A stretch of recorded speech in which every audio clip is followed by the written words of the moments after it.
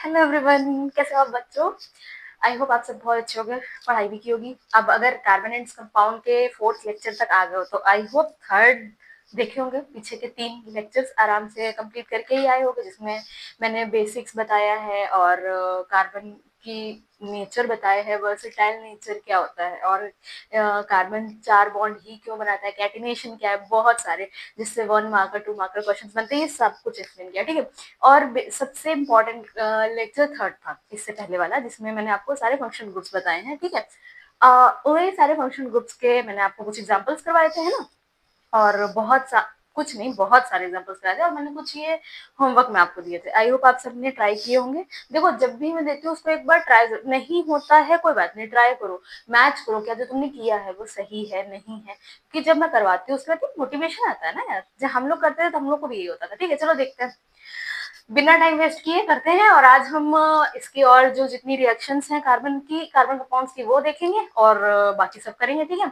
और फिर इसके बाद इसमें बचेगा मिसल फॉर्मेशन, वो वाला पार्ट अगले वीडियो में देखेंगे। अभी जो है जितना बता रही हूँ, हाँ, कॉपी पेन निकाल के नोट डाउन करते चलना। ठीक। तो चलो, और हाँ, सब बोर्ड एग्जाम्स के पॉइंट ऑफ व्यू से बहुत इंपॉर्टेंट चैप्टर है, तो बहुत ध्यान से करना। ठीक है। चलो, पहले तो ये क्वेश्चंस निकाल लो, और जहां आपने बनाए होंगे वो कॉपी निकाल लो, देख लो सही आपने किया है या नहीं किया है, उस हिसाब से देखो। देखो, C2H4O2, मैंने क्या कहा था, सबसे पहला स्टेप, जितने कार्बन उतना बना दो। पहला हम कर रहे हैं। ठीक है, यहाँ पे 1 2 2 कार्बन। ठीक। C2H4, अब देखो मैं आपको बता रही हूँ, अगर हम केवल कार्बन की बात करें तो 1 2 3 4 5 6, 6 जो है, इसको 6 हाइड्रोजन चाहिए होंगे, यहाँ 4 ही मिलेंगे। ठीक है, चलो यहाँ एक लगाया, एक यहाँ लगाया, एक यहाँ लगाया, एक यहाँ लगाया। दैट मीन्स कि ये 2 बॉन्ड अभी भी कम है। इसके लिए हम क्या करेंगे, C2H4O2, O2 है, यानी कि 2 ऑक्सीजन वाला कौन सा ग्रुप होता है, कार्बोक्सिलिक एसिड। ठीक है, डबल बॉन्ड O, OH। ठीक। तो अब देखो क्या हुआ, 1 2 3 4 5, 5 बॉन्ड हो गए, तो एक हटा दो। अब देखो क्या ये फुलफिल कर रहा है, C2, 1 2 3 4 H और O2। इस तरीके से बेटा स्ट्रक्चर बनाना है। दैट मीन्स कि आपको जो लिखा हुआ है उस हिसाब से उसमें कार्बन बनाने हैं। कार्बन का आपको देखना है कितने हमको बॉन्ड बनाने थे और कितने हाइड्रोजन हमको दिए हैं। वैलेंसी सेटिस्फाई करो, बॉन्ड सेटिस्फाई करो, देखो वो हो रहा है नहीं, नहीं हो रहा है तो मैंने पिछले लेक्चर में बताया था, डबल बॉन्ड सेटिस्फाई करो या ट्रिपल बॉन्ड सेटिस्फाई करो। ठीक है, तो ये करना है आपको। तो अब देखो, ये तो हो गया, इसका नाम क्या होगा, देखो 2 कार्बन, 2 कार्बन तो एक, और तो इथेन। ठीक। और मैंने क्या बताया था, इसके लिए कार्बोक्सिलिक एसिड, ये है ना फंक्शनल ग्रुप, फंक्शनल ग्रुप पहचाना था तो उसमें फंक्शनल ग्रुप ये है, और उसके लिए हम लगाते हैं ओइक एसिड, है ना। तो ये हो गया, ई काट देंगे, इथेनोइक एसिड, ये होता है इसमें नेमिंग करने का तरीका। ठीक है, कि मतलब जो वॉवेल आ रहा होता है इसमें एंड में ई काट, अगर फंक्शनल ग्रुप के साथ पहला वॉवेल है तो ये वाला ई काट के ऐड कर देते हैं, इथेनोइक एसिड। सही है आपका, सही है, बहुत बढ़िया बात, क्लैप फॉर यू। एंड इसको नोट कर लो, मतलब मैच कर लो। ठीक है, ये कर लिया। चलो नेक्स्ट देखते हैं, इथेनॉल।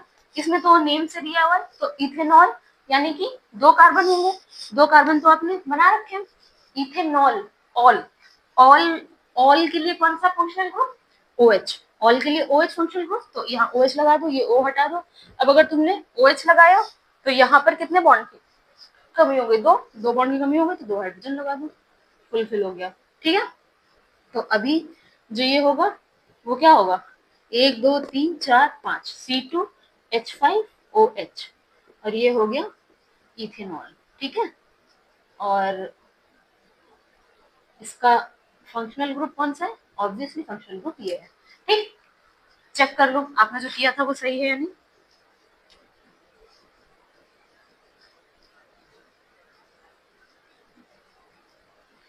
चलो ये इसको भी रफ कर सकते हैं आराम से, इतने में बनाते हैं। ठीक है बेटा, अगला है, अगला कौन सा है, अगला है हेक्साइन। हेक्साइन यानी कि हेक्स, बच्चे हेक्स में कितने कार्बन होते हैं, हेक्स में 6 कार्बन, 6 कार्बन की चेन बनाओ।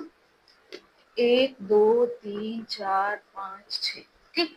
आइन, आइन मतलब वहां पर ट्रिपल बॉन्ड होगा, ठीक। 1 2 3 ट्रिपल बॉन्ड लगा दिया कहीं भी।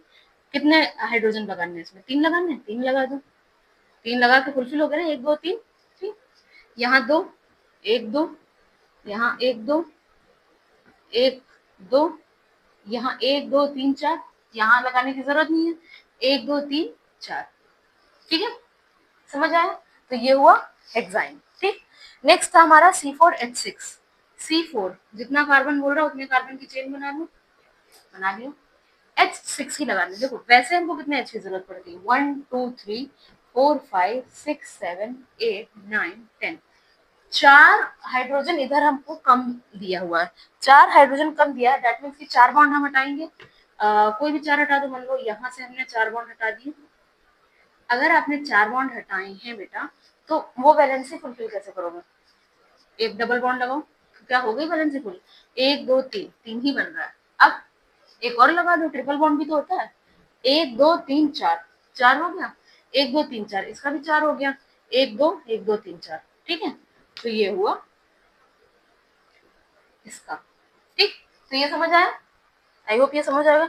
अब देखो C2H4O, C2H4O, यहाँ पर एक ही O है। अब यहाँ पर मैंने आपको जब स्ट्रक्चर बनाने को कहा था, तो मैंने आपको ये भी बोला था जितने भी स्ट्रक्चर पॉसिबल हैं वो बनाने होंगे। दैट मीन्स कि एक एग्जांपल जब मैंने आपको करवाया था क्लास में, तो मैंने एक एग्जांपल आपको दिखाया था जिसमें अगर एक O है तो उस केस में क्या, देखो यहाँ पर पहली बात है C2H4O है, तो सब एक O किस किस में आता है? कीटोन में आता है, एल्डिहाइड में आता है, अल्कोहल में आता है। लेकिन बेटा जो कीटोन है, कीटोन कभी भी, कीटोन का पहला मेंबर कौन सा होता है? मैंने बताया था कीटोन का पहला मेंबर ही प्रोपेनॉन होता है। तो यहाँ पर कीटोन वाला ग्रुप तो पॉसिबल ही नहीं होगा, है ना, क्योंकि कीटोन का पहला मेंबर ही प्रोपेनॉन होता है, यहाँ 2 ही कार्बन दिए, तो यानी कि कीटोन तो नहीं पॉसिबल होगा। तो उसके लिए क्या होगा? उसके लिए हम या तो एल्डिहाइड होगा या अल्कोहल होगा। बना के देखते हैं, चलो। अगर हमने एल्डिहाइड बना दिया, देखो ये है, देखो 1 2 3 4, 4 हाइड्रोजन, 1 ऑक्सीजन, 2 तो C2H4 हो। तब भी अगर हमने अल्कोहल बना दिया, OH H H H H H, अब देखो ये अल्कोहल है ना, देखो कितने हाइड्रोजन है, 1 2 3 4 5 6, कितने हाइड्रोजन यूज करने थे? 4 ही करने थे ना। दैट मीन्स कि ये वाला गलत है, तब ये होगा। तो वही मैंने कहा कि आप बना के देखो, क्या पॉसिबल हो सकता है ये भी हो, तो बना के देखो कौन सा पॉसिबल है। जो पॉसिबल है वो बन जाएगा। अगर हो सकता है कहीं ऐसा होगा कि दोनों केस भी पॉसिबल होंगे, मैंने पिछले लेक्चर में चीज बताई थी, ठीक है। तो ये नोट कर लो, अगर आपने किया हुआ तो चेक कर लो आपका आंसर क्या सही था, ठीक है। ये नोट कर लिया, ठीक है। अब नेक्स्ट क्वेश्चन है C5H10O। तो जैसा भी मैंने इस वाले क्वेश्चन में बताया, यही कॉन्सेप्ट इसमें भी लगेगा C5H10O में। बेटा देखो यहाँ पे भी एक ऑक्सीजन है, तो अब देखो यहाँ पर है 5। इससे पहले वाले मैंने आपको बताया कि देखो जब सिंगल ओ किस किस फंक्शनल ग्रुप में होता है? कीटोन में होता है, अल्कोहल में होता है और एल्डिहाइड में होता है, ठीक है। तो इन 3 में होता है। तो देखो मैंने यहाँ आपको कहा था कि कीटोन यहाँ पर पॉसिबल नहीं है, क्योंकि यहाँ 2 ही कार्बन है और कीटोन जो होता है एंड पे नहीं प्रेजेंट हो सकता, ठीक। तो मैंने बताया था कीटोन का पहला मेंबर ही प्रोपेनॉन होगा, ठीक है। तो वहां पर तो पॉसिबल नहीं था, बट यहाँ पर है, यहाँ है 5 कार्बन, तो 5 कार्बन के केस में पॉसिबल है। तो चलो देखते हैं इसके हिसाब से क्या होगा, कीटोन है, अल्कोहल है, या फिर कार्बोक्सिलिक सॉरी एल्डिहाइड है। चलो पहले 5 कार्बन की चेन बनाओ, 1 2 3 4 5, ठीक। सपोज अगर हमने पहले कीटोन लगाया, डबल बॉन्ड कहीं भी लगा सकते थे, यहाँ यहाँ यहाँ, बट एंड पे नहीं लगेगा, ठीक। अब लगाओ, देखो कितने, इसको चाहिए 3 हाइड्रोजन, ठीक। यहाँ लगाया 3 हाइड्रोजन। अभी हमारे पास कितने बच्चे? 7 और बच्चे, 2 इसके हो गए, इसकी वैलेंसी फुलफिल हो गई। देखते चलो बॉन्ड अगर बन गए हैं, जितना बॉन्ड बनाता है वो एटम उतने बन गए हैं, उसके कोई प्रॉब्लम नहीं। कार्बन 4 बॉन्ड बनाता है तो 4 है, 1 2 3 4, इसका भी 1 2 3 4, ठीक। इसके 1 2 3 4 4 बने, इसको जरूरत नहीं है। इस वाले कार्बन को चाहिए 1 2 3 4, इस कार्बन का एक बॉन्ड बना है, 3 और चाहिए, 1 2 3 4, चारों। तो देखो कितने हाइड्रोजन पहले गिनो, 1 2 3 4 5 6 7 8 9 10। तो ये बन रहा है C5H10O, यही तो बनाना था, यही बनाना था, ठीक है। देखो एग्जाम में आप ये भी एक ही स्ट्रक्चर बनाओगे तो भी ठीक है, लेकिन अगर जैसे कुछ ऐसा घुमा के क्वेश्चन आता है या कुछ, इसलिए मैं पॉसिबल स्ट्रक्चर्स आपको बनवा रही हूँ। तो आप एल्डिहाइड का भी देखो क्या बन रहा है। चलो अभी आपने बना दिया था कीटोन, क्या देखो एल्डिहाइड का केस पॉसिबल है, एल्डिहाइड है तो ये हो गया एल्डिहाइड, एंड पे लग जाएगा, ठीक। अब देखो दो हाइड्रोजन इसके, दो इसके, दो इसके और तीन इसके, ठीक। अब मैं लगा नहीं रही हूँ, तो देखो 1 2 3 4 5 6 7 8 9 10, 10 C5H10O, दोनों ही केस में C5H10O ही बन रहा है ना। यानी कि स्ट्रक्चर ये भी सही है और स्ट्रक्चर ये भी सही है। जैसे हमने पिछला वाला देखा था उसमें एक ही स्ट्रक्चर सही था, लेकिन यहाँ पर कीटोन भी पॉसिबल है, एल्डिहाइड भी पॉसिबल है। इसके हिसाब से इसका जो नाम होगा वो क्या होगा, पेंट, पेंटेन होता है, और कीटोन के लिए ओन लगता है तो ई कट के पेंटेनोन हो जाएगा। ऑलराइट, इसमें पेंटेन प्लस अल, ई कट के पेंटेनल। मैं हर बार काट के क्यों लिखती हूँ, ताकि आपको याद रहे कि हमने कैसे किया है नॉमेनक्लेचर, ठीक। तो ये चीज हो गई, ठीक। क्या अल्कोहल वाला केस पॉसिबल है, सोचो सोचो, अल्कोहल वाला केस पॉसिबल है।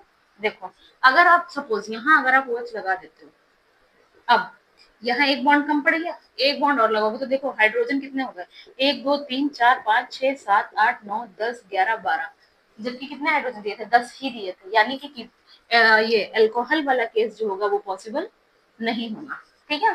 तो यानी कि कीटोन और एल्डिहाइड ही बनेगा, अल्कोहल वाला केस पॉसिबल नहीं, क्योंकि वहां पर फिर हम वैलेंसी सेटिस्फाई नहीं, वहां पे हमको और हाइड्रोजन की जरूरत पड़ेगी ही पड़ेगी, ठीक है। नोट कर लो और क्रॉस चेक करो आपने जो किया था वो सही है कि नहीं, अगर किया है और सही है तो बहुत अच्छी बात है, ठीक है। नोट करो,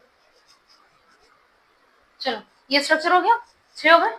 ये है 7th CH3Cl, बहुत इजी है। इसमें तो कार्बन के 3 बॉन्ड बनो और Cl, नेम क्या होगा, एक कार्बन यानी मेथ, और Cl हमेशा प्रीफिक्स में आता है, और Cl के लिए क्या प्रीफिक्स होता है, क्लोरो, तो ये होगा क्लोरोमीथेन, ठीक है। ये हो गया। नेक्स्ट है C4H8, C4H8 बेटा देखो सबसे पहले हमारा कार्बन, सबसे पहले हमारा काम क्या होता है, सबसे पहला काम होता है हमारा कार्बन चेन बनाना। तो देखो 1 2 3 और एक 4, 4 कार्बन की चेन बनाई हमने। C4H8 8 ही लगाने, वैसे हमको पहले देख लो कितने की जरूरत पड़ेगी, मैंने हमेशा कहा कि पहले देख लो कितने की जरूरत है। 1 2 3 4 5 6 7 8 9 10, मिल कितने रहे हैं 8, यानी 2 हटा दो, 2 हटा दो, तो 2 हटा के हमको यहाँ 3 ही, 1 2 3 1 2 3 3 ही बॉन्ड बन रहे हैं। हाइड्रोजन हम लगा नहीं सकते, क्या करेंगे, डबल बॉन्ड, डबल बॉन्ड लगा दो। डबल बॉन्ड लगा देने से प्रॉब्लम सॉल्व, माइक ऑन, हाँ। डबल बॉन्ड लगा देने से प्रॉब्लम सॉल्व। देखो हाइड्रोजन हाइड्रोजन हाइड्रोजन 4 बॉन्ड, इसके भी 1 2 3 4 बॉन्ड, इसका 1 2 3 4 बॉन्ड, 1 2 3 4 बॉन्ड।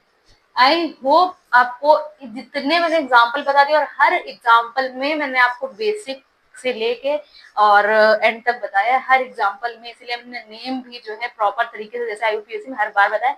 इससे ज्यादा में अब आपको जरूरत नहीं है, आराम से कर लोगे, कोई भी स्ट्रक्चर होगा कितना भी आपको नहीं समझ आता होगा, एकदम आपकी बुद्धि नहीं चल रही है, लेकिन इतना बताने के बाद आराम से कर लो, बस ध्यान से देखो, जितने भी एग्जाम्पल कराए हैं मैंने सब लिखो, भले ही आपको लगता है कि ये मेरे को आता है पर लिख लो। कई बार ऐसा होता है कि उस टाइम पे आता होता है, जब आप रिविजन कर रहे हो उस टाइम पे भूल जाओगे, आता होगा कोई बात नहीं, लेकिन आप फिर भी लिख लो। तो इसका नाम क्या होगा, 1 2 3 4 ब्यूट, और क्योंकि डबल बॉन्ड है तो ब्यूटीन, ठीक, सिंपल स्ट्रक्चर था। अब देखो C5H8 है, एक कार्बन और लगा लो, देखो C5H8 वैसे अगर होता तो कितना चाहिए था इसको, वैसे इसको कितना चाहिए था, एक हाइड्रोजन, एक हाइड्रोजन, एक एक एक, ठीक, इतना तो कितने हाइड्रोजन चाहिए, 1 2 3 4 5 6 7 8 9 10 11 12, है कितने 8, यानी 4 हाइड्रोजन हटाए, 1 2 3 4, जब 4 हाइड्रोजन हटाएंगे, एक याद करो, जब 2 हाइड्रोजन हटाएंगे तो एक डबल बॉन्ड, जब 4 हटाएंगे ट्रिपल बॉन्ड। मतलब जितना structure single chain, single bond होने पे जितने हाइड्रोजन होते हैं उसमें से अगर 2 कम है आपके पास, है ना, अगर मान लो C5H12 है और स्ट्रक्चर C5H12, आपको जब 5 को बनाना था तो 12 हाइड्रोजन की जरूरत होती है सिंगल बॉन्ड में।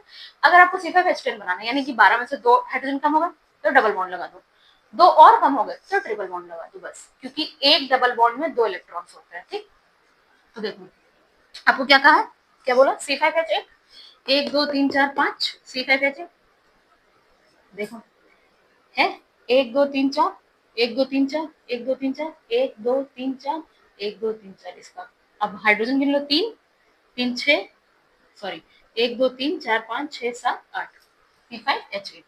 सिंपल सा याद कर लो, दो हाइड्रोजन हटाने हैं, एक डबल बॉन्ड, चार हाइड्रोजन आता है triple bond, that's it. Simple concept है, नहीं समझ आ रहा तो इतना सा याद कर लो। वैसे ना समझ आने वाली इसमें कोई भी बात नहीं, बहुत इजीली समझ आ ही जाएगा, क्योंकि इसमें ना समझ आने वाली कोई रॉकेट साइंस है ही नहीं। अगला है C3H6O2, तीन कार्बन बनाओ। एक बात तो क्लियर है, one and only functional group जो अभी आपके सिलेबस में है, उसमें दो O केवल कब होते हैं, जब जब कार्बोक्सिलिक एसिड होता है, तो दो O लगा दो, डबल बॉन्ड O, OH, बचा H6, 1 2 3 4 5, तो बहुत ही इजी था।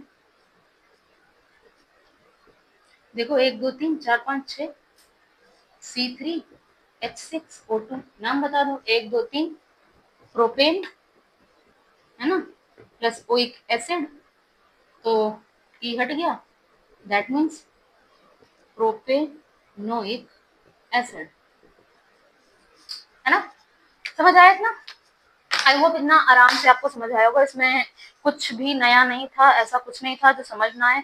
और अगर नहीं समझ आ रहा है तो पिछला लेक्चर एक बार देख लेना, आराम से समझ आ जाएगा। जो मैंने ऊपर आपको दे रखा है, आप उसको क्लिक करो, आराम से आपको समझ आ जाएगा। ठीक है, चलो नेक्स्ट देखो, हमने अब लगभग जितने पॉसिबल स्ट्रक्चर्स थे, बन सकते थे, फंक्शनल ग्रुप्स थे, उनकी नेमिंग, IUPAC, होमोलॉगस सीरीज, इन सब चीजों के बारे में पढ़ लिया है, और आपको अब एकदम क्लियर हो चुका होगा कि क्या क्या होता है ना बेटा।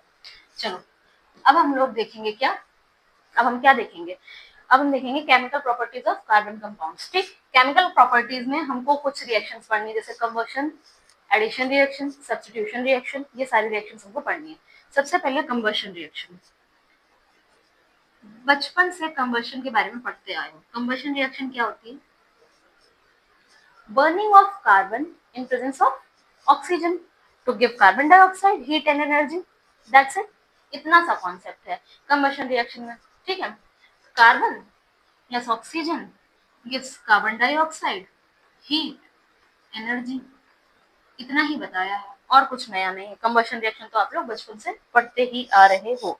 ठीक है, तो देखो इसमें नया क्या है, फिर अगर यही मतलब यहाँ से अगर कॉन्सेप्ट, अगर यहाँ से क्वेश्चन बनता है तो किस टाइप का बनेगा। देखो एक बात है, मैंने आपको सैचुरेटेड और अनसैचुरेटेड कंपाउंड के बारे में बताया था। सैचुरेटेड कंपाउंड कौन से होते हैं, अनसैचुरेटेड कंपाउंड कौन से होते हैं, बताना जरा। देखो एक चीज तो आपको समझ आ रहा है, कंबशन के लिए ऑक्सीजन की जरूरत होगी होगी। देखो सैचुरेटेड कंपाउंड जो single bond saturated, double bond, triple bond, unsaturated, saturated compounds जो होते हैं बेटा, वो हमेशा एक क्लीन फ्लेम देते हैं, मतलब ब्लूइश फ्लेम आप देखते होगे ना, आपके घरों में गैस होगी, वो जो ब्लूइश फ्लेम होते हैं वो होते हैं सैचुरेटेड कंपाउंड। वही अनसैचुरेटेड हाइड्रोकार्बन जो होते हैं वो कुछ येलो फ्लेम देंगे। ठीक है, कुछ जैसे कभी कभी देखना कि जो बर्तन होता है खाना बनाने वाला, जिसमें जिस वेसल में खाना बनता है, वो नीचे से काला हो जाता है। ऐसा क्यों होता है, जब भी जो गैस होता है उसमें जो बर्नर्स लगे होते हैं वो अगर बंद हो जाते हैं, मतलब कि अगर जो है ऑक्सीजन की सप्लाई लिमिटेड हो जाए, मतलब अच्छे से ऑक्सीजन सप्लाई ना हो, उस केस में वो जो वेसल होता है वो काला हो जाता है, क्योंकि वहां पर जो ऑक्सीजन की सप्लाई है वो लिमिटेड हो गई, जिससे वो अनसैचुरेटेड जैसा बिहेव करेगा, और वहां पे वो थोड़ा सा येलो फ्लेम में जलेगा और बर्तन जो होगा आपका काला हो जाएगा। ठीक है, तो ये केस रहता है सैचुरेटेड अनसैचुरेटेड का।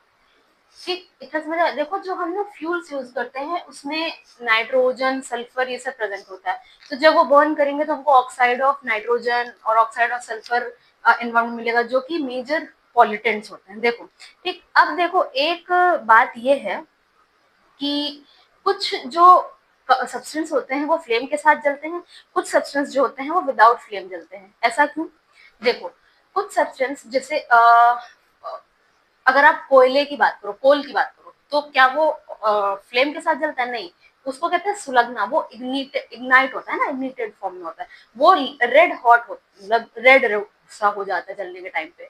और अगर गैस वैस की बात करो तो वो फ्लेम के साथ, मोमबत्ती और फ्लेम के साथ जलती है ना।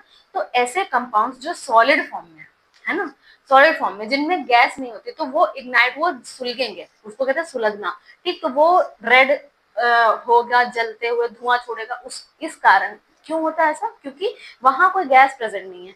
और जो भी ऐसे मटेरियल हैं जो जैसे केरोसिन ऑयल हुआ है या कुछ, तो वो होते गैस के फॉर्म में होते हैं, वो वेपराइज होते हैं और इसलिए वो फ्लेम के साथ जलते हैं। ठीक है, हो सकता है ये क्वेश्चन आ जाए कि why certain substance burn with flame and some burn without flame. तो यही रीजन है कि जो भी कंपाउंड अपने सॉलिड फॉर्म में होगा वो कभी भी फ्लेम के साथ नहीं जलेगा, क्योंकि वो कोई गैस रिलीज नहीं करेगा। और जो भी कंपाउंड गैसियस फॉर्म में है उसके साथ कोई गैस, तो क्योंकि वो वेपराइज हो जाएगी, जब वेपराइज होगी तो वो फ्लेम जनरेट करेगी। ठीक है, तो इसके कारण जो आपका केरोसिन ऑयल है या घरों में जो गैस, घर में तो जो गैस ही होती है ना, तो वो फ्लेम के साथ जलती। ठीक, अब अगला चीज है फॉसिल फ्यूल्स के बारे में, आपके बुक में दिया हुआ है।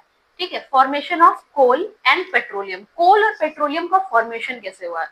कोल इज कोयला, है ना, तो और पेट्रोलियम, तो इनका फॉर्मेशन कैसे हुआ? देखो, कई साल पहले जो अर्थ पे अगर कहो, बहुत बहुत ऑब्वियसली पहले पूरा जंगल ही जंगल था, है ना, जंगल हुआ करता था, बहुत सारे पेड़ पौधे थे। धीरे धीरे जब एवोल्यूशन हुआ, पेड़ पौधे मर गए, कोई काट दिया या नीचे गिर गया, कुछ भी है, सब पेड़ पौधे जब मर गए, ठीक, जब वो मर गए तो वो कहीं कहीं जैसे एक जगह इकट्ठे होते गए, कहीं दलदल बन गया या उसी जगह पड़े पड़े पड़े। ठीक है, मिलियंस ऑफ ईयर्स बैक की बात कह रही हूँ मैं।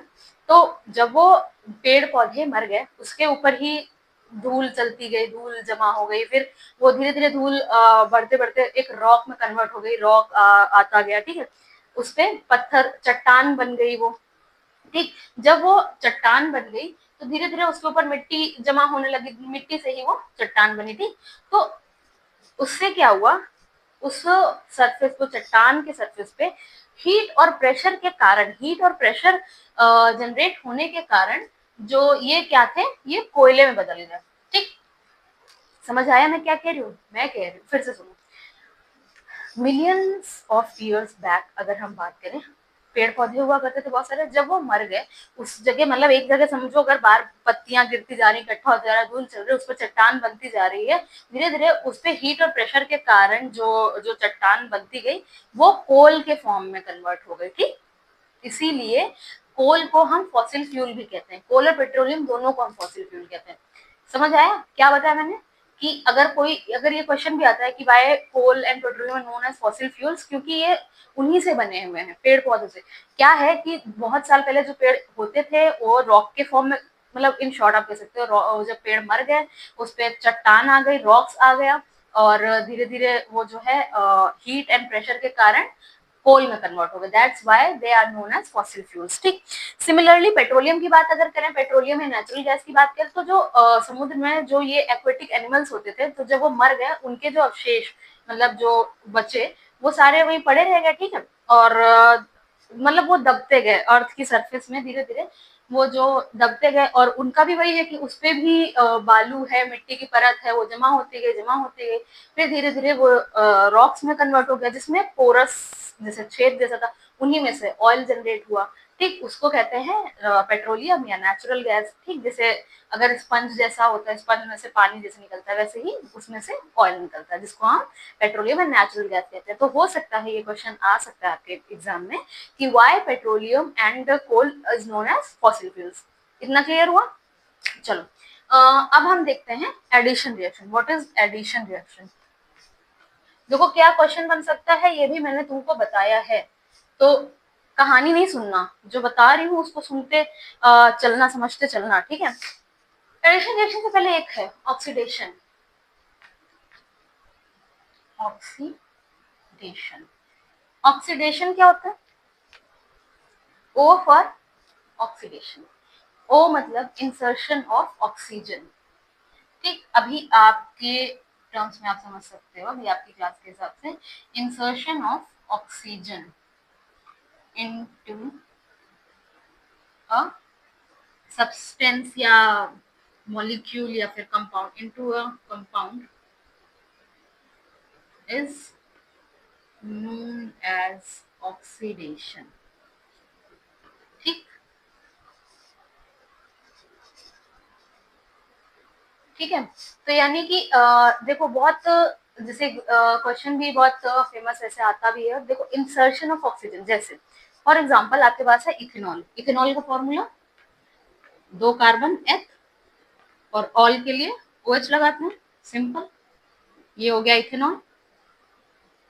ठीक है, इंसर्शन ऑफ ऑक्सीजन यानी यहाँ ऑक्सीजन इंसर्ट हो जाएगा,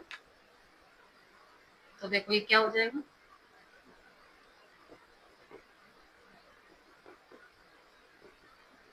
ठीक, एक ऑक्सीजन का इंसर्शन हो गया, उसको हम कहते हैं ऑक्सीडेशन। देखो तो ये ऑक्सीडेशन, इस प्रोसेस को कहते हैं ऑक्सीडेशन। ऑक्सीडेशन कराने के लिए जो हम यूज कर रहे हैं, कैटलिस्ट कह सकते हैं, जो भी सब्सटेंस यूज कर रहे हैं उसको हम कहते हैं ऑक्सीडाइजिंग एजेंट। जैसे इसके केस में हम यूज करते हैं alkaline KMnO4 and potassium permanganate, sorry potassium dichromate permanganate, ठीक, ये एसिडिफाइड, ठीक, और हीट। तो ये जो है, जो इसको कन्वर्ट कर रहा है इथेनॉल से इथेनोइक एसिड में, देखो ये पहले था इथेनॉल, है ना, ये पहले था इथेनॉल, अब ये क्या हो गया, इथेनोइक एसिड, ये इथेनोइक एसिड में कन्वर्ट हो गया ना, इथेनॉल से इथेनोइक एसिड में जो कन्वर्ट कर रहा है वो ये है, और इसको क्या कहेंगे, जो कन्वर्जन कराता है उसको कहेंगे oxidising agent, this is the oxidising agent. ठीक, जैसे आपके घर में से LIC करवाने आते हैं, तो LIC एजेंट्स होते हैं ना, जो आपकी आपका सारा फॉर्म भरते हैं और जो देखते हैं, आपको स्कीम बताते हैं। आपका LIC, मतलब मेरे को बहुत ज्यादा LIC के बारे में नॉलेज नहीं है, स्टिल जो LIC का आपका फॉर्म भरवाते हैं और करवाते हैं, जो भी काम करवाते हैं, तो उनको एजेंट बोला जाता है ना, तो जो आपका काम करवा रहा है वो एजेंट है, तो दैट वैसे ही इसका ऑक्सीडेशन हो रहा है। ठीक, तो ये ऑक्सीडाइजिंग एजेंट है, जस्ट लाइक LIC एजेंट। ठीक, तो इथेनॉल से इथेनोइक एसिड में कन्वर्ट हो रहा है। बहुत एग्जाम क्वेश्चन भी इस तरीके से आ जाएगा, एक सब्सटेंस है A और वो B सब्सटेंस में कन्वर्ट हो जा रहा है, तो मतलब वो उसमें अल्कोहल है, फिर वो एसिड में कन्वर्ट हो जा रहा है, तो कौन सी रिएक्शन होगी या क्या प्रोसेस होगा या उस प्रोसेस को क्या बोलेंगे, इस तरीके से। तो आपको पता होना चाहिए इथेनॉल से इथेनोइक एसिड कैसे बनेगा। इथेनॉल से इथेनोइक एसिड बनेगा जब इंसर्शन ऑफ ऑक्सीजन होगा। Insertion of oxygen means oxidation. ठीक, नोट कर लो इसको, हो गया इतना। नेक्स्ट है एडिशन रिएक्शन। ठीक, एडिशन रिएक्शन, नाम से ही पता चल रहा है किसी चीज का एडिशन होगा। देखो आपको मैंने बताया था saturated unsaturated compound, addition reaction हमेशा अनसैचुरेटेड कंपाउंड में देखने को मिलेगी। देखो क्यों, सैचुरेटेड का मतलब क्या है, इन जनरल अगर आप सैचुरेशन को कहते हैं मेरा सैचुरेशन लेवल पहुंच गया, इससे ज्यादा मैं झेल नहीं पाऊंगी या झेल नहीं पाऊंगा। सैचुरेशन का मतलब है कि कोई ऐसा काम जो इतने लेवल तक है, इस लेवल के बाहर वो काम नहीं हो सकता। ठीक, दैट मीन्स कि अगर हम सैचुरेटेड कंपाउंड किसको कहते हैं, सिंगल बॉन्ड वालों को, है ना। देखो ये है सैचुरेटेड कंपाउंड, अगर आप चाहो कि मैं इसमें और एक हाइड्रोजन ऐड कर दूं, तो क्या और एक हाइड्रोजन ऐड कर पाओगे, नहीं कर पाओगे ना। बट अगर अनसैचुरेटेड कंपाउंड की बात करो, अगर मैं कह रही हूँ कि इसमें एक और हाइड्रोजन ऐड कर दूं, तो क्या कर पाओगे, बिल्कुल। आप कहोगे मैम कैसे ऐड कर देंगे, 5 बॉन्ड थोड़ा ना बना देंगे, नहीं, बॉन्ड नहीं बनाओगे, बट ये बॉन्ड ब्रेक कर दो। अगर एक बॉन्ड हटा दो, हम कह रहे हैं ये वाला एक बॉन्ड हटा दिया हमने, और हमने बॉन्ड हटाया तो हमने 2 हाइड्रोजन लगा दिए। ठीक, कहने का मतलब है अनसैचुरेटेड कंपाउंड जो होते हैं एडिशन रिएक्शन शो करते हैं, लेकिन ये एडिशन रिएक्शन होने के लिए भी हमको कुछ कैटलिस्ट देना पड़ता है, जो रिएक्शन में पार्ट नहीं लेते हैं, सिर्फ रिएक्शन को प्रोसीड कराते हैं। ठीक है, तो जो एडिशन रिएक्शन में, जैसे अगर आप इथीन की एडिशन रिएक्शन देखोगे, C डबल बॉन्ड CH, और इसकी रिएक्शन जब हम कराते हैं तो ये बन जाता है इथेन में। ठीक है, ये और ये, ठीक, ये किसकी प्रेजेंस में होता है, निकिल और पैलेडियम, ये आपका एज अ कैटलिस्ट वर्क करता है बेटा, ये होते हैं आपके कैटलिस्ट। ये रिएक्शन में पार्ट नहीं लेता है, कैटलिस्ट हमेशा ध्यान रखना रिएक्शन में पार्ट नहीं लेता है।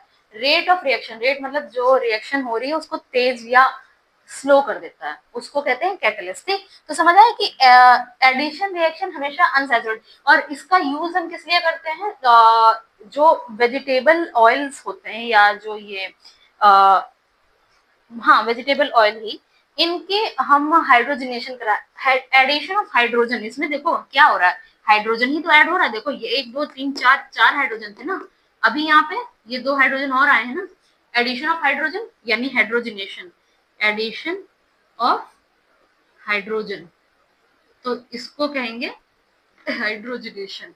ठीक है, तो एडिशन ऑफ हाइड्रोजन करना, तो इस ये जो बहुत वेल नोन एडिशन रिएक्शन है, इसका हम वेजिटेबल ऑयल्स का हाइड्रोजनेशन कराने के लिए भी यूज करते हैं। ठीक है, तो हो सकता है एग्जाम में पूछ ले। ठीक है, जैसे कि अगर आप देखोगे वेजिटेबल ऑयल जो होता है, जिसको और एनिमल फैट्स भी मार्केट में प्रेजेंट होते हैं, दोनों ही होते हैं ना, तो जो ये क्या नाम, वेजिटेबल ऑयल जो होता है वो अनसैचुरेटेड होता है, एनिमल फैट जो होता है वो सैचुरेटेड होता है, जो कि हार्मफुल होता है हेल्थ के लिए, है ना। इसलिए कई बार आपने देखा भी होगा कि प्रेफर करते हैं सोयाबीन ऑयल्स या फिर बहुत अमीर लोग ऑलिव ऑयल्स, है ना। तो ये याद रखना कि एडिशन का मतलब, एडिशन किस चीज का, किस चीज का एडिशन, हाइड्रोजन का एडिशन, और इसको हम, इसके लिए हम एक कैटलिस्ट यूज करते हैं, निकल या यहाँ पर पैलेडियम यूज करेंगे।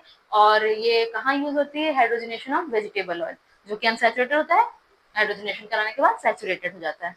समझ आया, नोट कर लो। इसके बाद लास्ट रिएक्शन जो बची है वो है सब्सटीट्यूशन रिएक्शन, है ना। ओह, नोट किया था, किया ही होगा।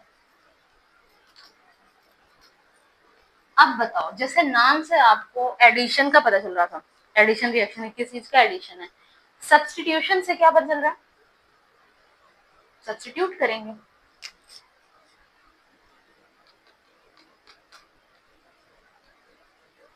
देखो, जो सैचुरेटेड कंपाउंड होते हैं वो बहुत ही इनएक्टिव होते हैं, उनकी रिएक्शन कराना बड़ा मुश्किल है, मतलब कि इनएक्टिव होते हैं, जैसे मैंने भी आपको बताया चारों बॉन्ड्स फुलफिल हैं, तो वो क्यों ही बॉन्ड बनाना चाहेगा, है ना। तो बट सनलाइट की प्रेजेंस में ये रिएक्शन करते हैं, जैसे हम मीथेन का एग्जांपल लें, CH4 और Cl2, इसकी रिएक्शन हम क्लोरीन से कराएं और सनलाइट दें, हीट और सनलाइट, ठीक, ये ठीक। तो एक, देखो यहाँ पर क्या है, एक Cl और एक H, तो एक H इसके साथ चला जाएगा और ये वाला Cl यहाँ आ जाएगा, सब्सटीट्यूट हो गया। ऐसे नहीं समझ पा रहे, सीधा मतलब है एक क्लोरीन एक हाइड्रोजन को रिप्लेस कर देगा, एक क्लोरीन एक हाइड्रोजन को रिप्लेस कर देगा, मतलब ये बनाएगा ये, समझ आया, ये इस चीज का फॉर्मेशन करेगा, एक क्लोरीन ने एक हाइड्रोजन को रिप्लेस कर दिया, ठीक, इसको ही कहते हैं सब्स्टिट्यूशन रिएक्शन, है ना।